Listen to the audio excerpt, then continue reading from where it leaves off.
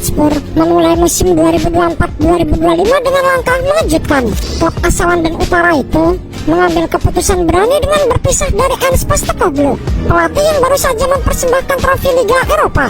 Keputusan itu tampak beresiko karena Postecoglou tidak hanya memberi gelar, melainkan juga menghadirkan identitas permainan atraktif yang mulai melekat pada tim dan disukai oleh para supporter. Namun, manajemen Spurs nampaknya memiliki visi lain, yaitu membangun sebuah prospek jangka panjang yang lebih kokoh dan konsisten di level domestik. Atas dasar itulah, mereka menunjuk Thomas Frank sebagai manajer baru. Thomas Frank, pelatih asal Denmark berusia 51 tahun, sudah cukup dikenal dalam sepak bola Inggris. Ia memulai perjalanan di Brentford sejak 2016 sebagai asisten, lalu naik jabatan menjadi manajer pada 2018.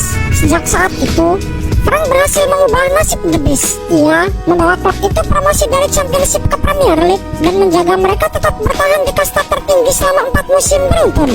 Di tangan Frank, Brentford tidak hanya mampu bertahan, tetapi juga berhasil tampil dengan kompetitif. Musim lalu misalnya, mereka berhasil mencetak 66 gol dan menempati posisi kelima dalam daftar tim tertajam di Liga. Sebuah pencapaian luar biasa bagi klub yang sesumber dayanya terbatas. Ciri khas tim asuhan Frank adalah keberanian dalam duel udara, disiplin kolektif, serta kemampuan menyerang dengan variasi yang membuat lawan sulit menebak.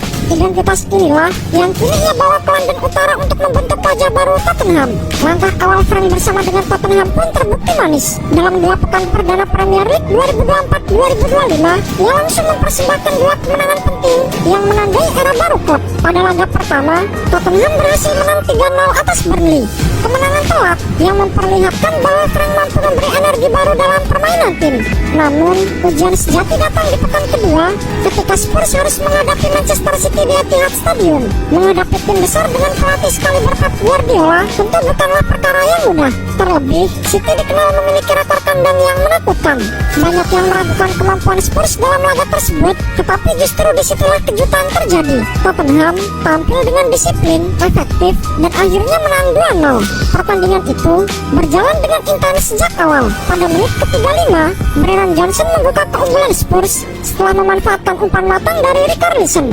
Johnson yang berdiri bebas di depan gawang tanpa kawalan berhasil menceploskan bola dengan tenang. Keunggulan itu mengguncang Etihad Stadium. Memasuki injury time babak pertama, kesalahan fatal kiper City James Trafford memperbesar penderitaan tim tuan rumah. Trafford salah mengoper bola di area pertahanan sendiri yang kemudian direbut oleh Joao Palhinha dan langsung dieksekusi menjadi gol kedua. Sampai peluit panjang berbunyi, Tottenham berhasil menjaga keunggulan 2-0 dan menorehkan kemenangan bersejarah. Thomas Frank pun tak bisa menyembunyikan rasa puasnya setelah laga. Ia mengatakan sangat bangga dengan penampilan para pemain dan menilai performa tim malam itu sangat luar biasa. Ucapan itu mencerminkan keyakinan bahwa ia telah berhasil mengeluarkan identitas barunya kepada Spurs hanya dalam waktu singkat. Kemenangan ini memiliki arti spesial. Tottenham menjadi tim kedua dalam sejarah Premier League yang mampu mengalahkan Manchester City 2 kali beruntun di Etihad Stadium pada era Guardiola. Sebelumnya, Spurs juga pernah menang 4-0 pada 24 November 2024 dengan James Maddison sebagai bintang melalui 2 golnya, ditambah sumbangan gol dari Pedro Porro dan Brennan Johnson. Catatan spesial ini hanya pernah diraih Manchester United yang sukses menang di Etihad Stadium pada musim 2019-2020 dengan skor 2-1, lalu mengulanginya di musim berikutnya dengan skor 2-0 melalui gol dari Bruno Fernandes dan Luke Shaw.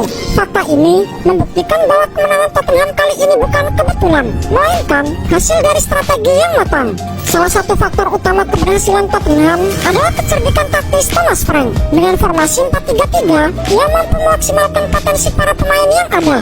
Meski kehilangan Son Heung-min yang nyimpang dan James Maddison yang cedera, Tottenham tetap tampil solid. Frank menempatkan Joao Palhinha dan Rodrigo Bentancur sebagai jangkar lini tengah yang disiplin, bertugas memutus serangan lawan sekaligus memulai transisi serangan. Sementara itu, Muhammad Kudus memberikan dimensi berbeda dengan kemampuan dribbling serta penetrasi yang menyulitkan pertahanan City. Di sektor pertahanan, Christian Romero berhasil membuat Erling Haaland frustasi. Striker asal Norwegia itu hampir tidak mendapatkan ruang menembak sepanjang pertandingan. Di sisi lain, Mickey van de Ven menjaga rapat sisi kiri pertahanan dan mematikan alur serangan lawan. Palingnya layak dinobatkan sebagai pemain terbaik di laga itu. Selain mencetak gol, ia juga mencatatkan kemenangan duel terbanyak di lapangan. Kudus pun menuai banyak pujian berkat kreativitas dan keberanian mengacak-acak lini belakang City. Tottenham bukan hanya menang, tetapi juga memperlihatkan blueprint permainan baru yang bisa membuat mereka bersaing di papan atas. Tottenham bermain dengan kombinasi pressing agresif, transisi cepat, keseimbangan bertahan serta kreativitas menyerang. Meski awal musim berjalan dengan sempurna, Tottenham tidak ingin berpuas diri. Klub masih memiliki ambisi besar untuk memperkuat skuad. Dua nama yang masuk dalam daftar incaran utama adalah winger muda Brasil Savinho dan gelandang muda Argentina Nico Paz. Savinho, pemain berusia 21 tahun yang kini dimiliki Manchester City, dipandang cocok dengan gaya permainan cepat dan menyerang yang dibangun oleh Thomas Frank. Tottenham mulai memantaunya setelah gagal merekrut Eberechi Eze dari Crystal Palace yang justru memilih bergabung dengan Arsenal. Untuk mewujudkan transfer ini, Spurs bahkan dikabarkan siap menawar hingga 60,7 juta pound sterling.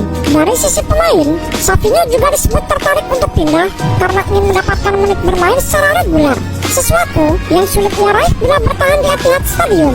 Selain itu, Tottenham juga membidik Nico Paz yang kini memperkuat Como di Serie A. Klub London Utara tersebut sudah mengajukan tawaran sebesar 43 juta pound sterling, tetapi langsung ditolak. Como hanya bersedia melepas sang gelandang muda jika ada tawaran mendekati 60 juta pound sterling.